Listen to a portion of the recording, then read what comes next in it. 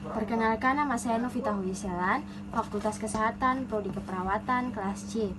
Di saat ini saya akan menjelaskan mengenai asuhan keperawatan saya dari penyakit gagal jantung. Tapi pertama-tama yang harus kita ketahui dalam membuat asuhan keperawatan yaitu yang pertama pengkajian. Pengkajian yang pertama, identitas pasien.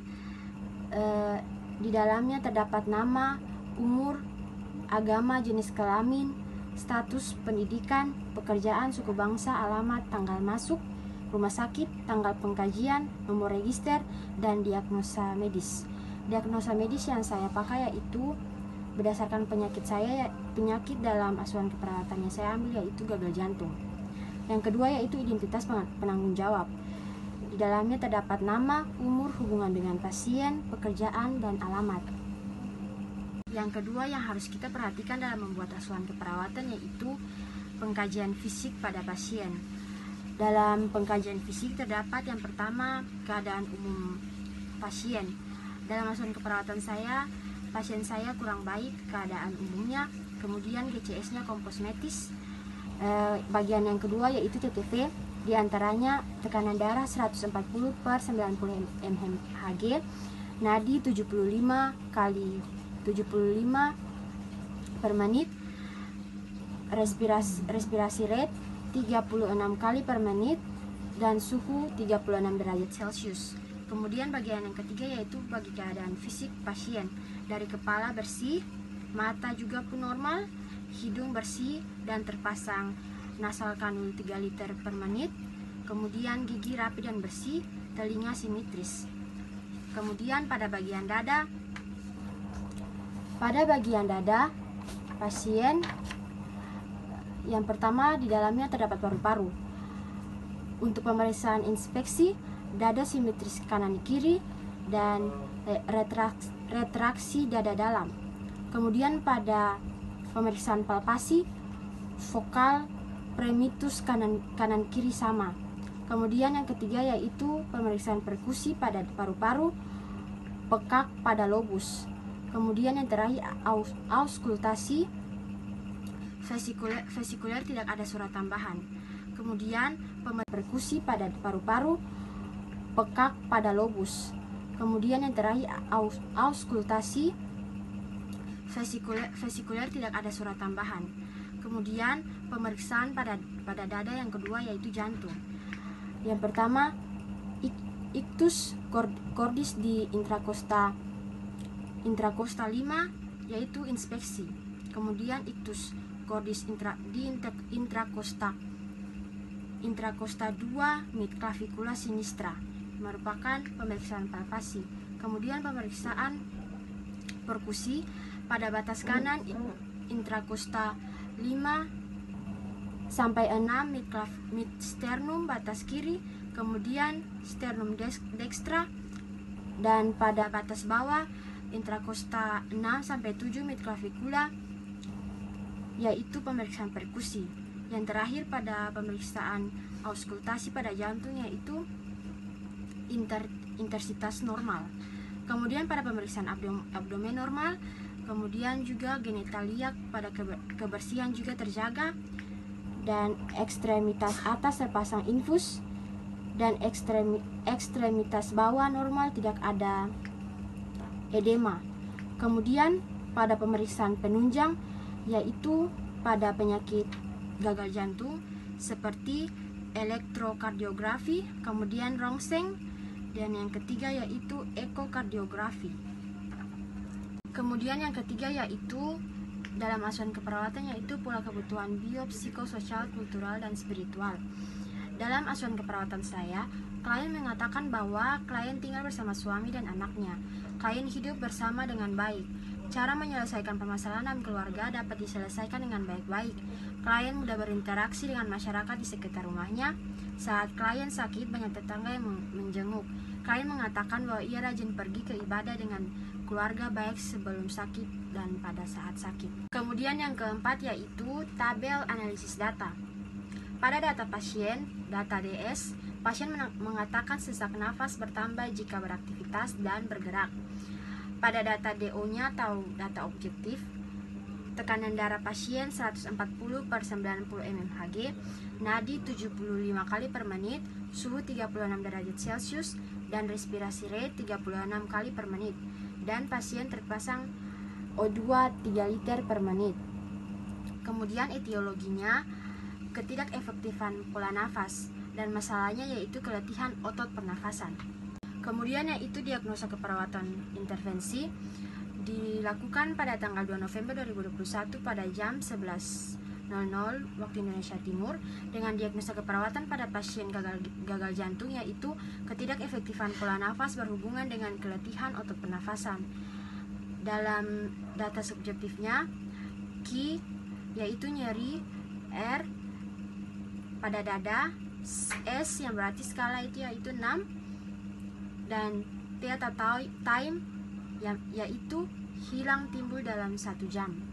Kemudian yaitu implementasi keperawatan dalam diagnosa keperawatannya yaitu ketidakefektifan pola nafas berhubungan dengan keletihan otot pernafasan. Pada asuhan keperawatan yang saya lakukan dalam 3 hari yaitu pada hari pertama, hari kedua, dan hari ketiga. Pada hari pertama yaitu dilakukan pada pukul 10.15, yaitu implementasinya yaitu memonitor aliran O2. Pada respon pasien, S-nya pasien mengatakan sesak nafas, kemudian O-nya pasien terpasang oksigen nasal kanul 3 liter per menit. Kemudian dilakukan pengkajian implementasi juga pada jam 11.00, yaitu memantau hasil tanda-tanda vital. Respon pasien seperti S, pasien mengatakan bersedia. O, pasien tampak kooperatif. Tekanan darahnya 130/80 mmHg, nadi 88 kali per menit, suhu pasien 36,6 derajat Celcius, dan respirasi rate 28 kali per menit. Kemudian pengkajian implementasi juga dilakukan pada jam 11.15 dengan implementasi keperawatannya yaitu mengatur posisi pasien pada 45 derajat. Pada respon pasien, S, pasien mengatakan bersedia, dan O, pasien diposisikan pada posisi 45 derajat. Kemudian pada hari kedua dilakukan pada jam 11.00 dengan implementasi memonitor tanda-tanda vital. Respon pasien mengatakan bersedia dan pasien tampak kooperatif. Tekanan darah pasien yaitu 130/90 mmHg, nadi 89 kali per menit, suhu 36,7 derajat Celcius, dan respirasi rate 26 kali per menit. Kemudian pengkajian implementasi juga dilakukan pada jam 11.15 dengan implementasi mempertahankan posisi pasien.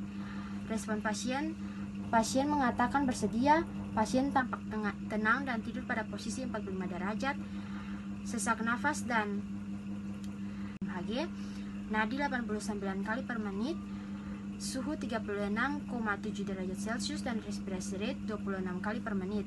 Kemudian pengkajian implementasi juga dilakukan pada jam 11.15 dengan implementasi mempertahankan posisi pasien.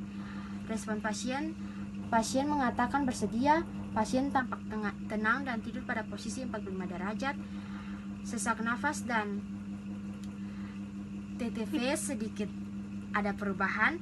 Kemudian implementasi yang terakhir dilakukan pada jam 11.15 yaitu mengkolaborasikan pemberian oksigen nasal kanul. Kemudian implementasi yang terakhir dilakukan pada jam 11.15 yaitu mengkolaborasikan pemberian oksigen nasal kanul 3 liter per menit. Respon pasien seperti pasien bersedia diberikan O2, kemudian pasien terpasang nasal kanul 3 liter per menit. Kemudian pada hari terakhir implementasi dilakukan pada jam 11.00 yaitu memantau TTV.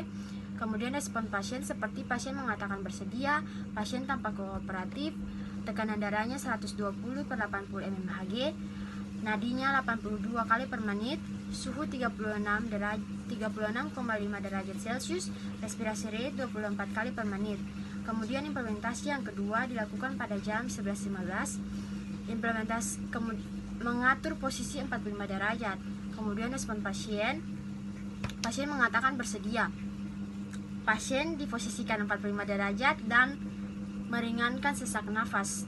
Kemudian implementasi ketiga dilakukan pada jam 11.20, yaitu mengedukasikan pentingnya tidur posisi 45 derajat. Respon pasien mengatakan bersedia dijelaskan, dan pasien tampak kooperatif dan ingin tahu. Kemudian yang terakhir yaitu pada asuhan keperawatan harus diperhatikan. Yang terakhir, evaluasi keperawatan. Dalam asuhan keperawatan saya dilakukan pada 3 hari tahapnya. Yang pertama yaitu pada tahap SOAP-nya. Pada hari pertama, pasien mengatakan sesak nafas bertambah berat saat bergerak. Kemudian O-nya tekanan darah 140/90 mmHg, nadinya 75 kali per menit, suhunya 36,5 derajat Celcius, dan respirasi rate 36 kali per menit. Pasien terpasang O2, kemudian menggunakan otot bantu nafas. A-nya masalah belum teratasi. Dan B yang terakhir yaitu lanjutkan intervensi. Yang pertama, memonitor aliran O2, kemudian pantau TTV. Yang ketiga, posisikan pasien untuk meminimalkan ventilasi. Yang keempat, atur posisi pasien 45 derajat. Yang kelima, mempertahankan posisi pasien. Dan yang keenam, edukasi tentang pentingnya tidur posisi 45 derajat. Dan yang terakhir, kolaborasi pemberian O2 nasal kanul 3 liter per menit. Kemudian pada hari kedua dilakukan evaluasi. Yang pertama, pasien mengatakan sesak nafas bertambah berat saat bergerak.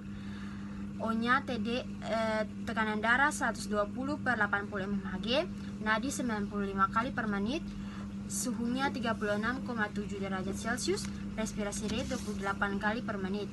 Pasien terpasang O2, nasal kanul 3 liter per menit, menggunakan otot bantu nafas. Kemudian A, masalah intervensi teratasi sebagian. Yang pertama yaitu memonitoring aliran O2, yang kedua pantau TTV, yang ketiga posisikan pasien untuk meminimalkan ventilasi, dan keempat atur posisi pasien 45 derajat. Kemudian P, lanjutkan intervensi. Yang pertama yaitu pertahankan posisi pasien, yang kedua edukasi dengan pentingnya tidur posisi 45 derajat, yang ketiga kolaborasi pemberian O2 nasal kanul 3 liter per menit. Kemudian evaluasi yang terakhir yang dilakukan pada hari ketiga yaitu S, pasien mengatakan sesak nafas berkurang dengan istirahat. Yang kedua O, tekanan darahnya 120/8 mmHg, nadinya 98 kali per menit, suhu 36 derajat Celcius, dan respirasi rate 26 kali per menit. Kemudian pasien masih terpasang dengan O2 nasal kanul 3 liter per menit. A, masalah teratasi. Yang pertama, pertahankan posisi pasien. Yang kedua, edukasi posisi 45 derajat. Yang ketiga, kolaborasi pemberian O2 nasal kanul 3 liter per menit. Yang terakhir yaitu P, pertahankan intervensi. 1. Pantau TTV. Yang kedua, pertahankan posisi pasien. Sekian dan terima kasih presentasi saya.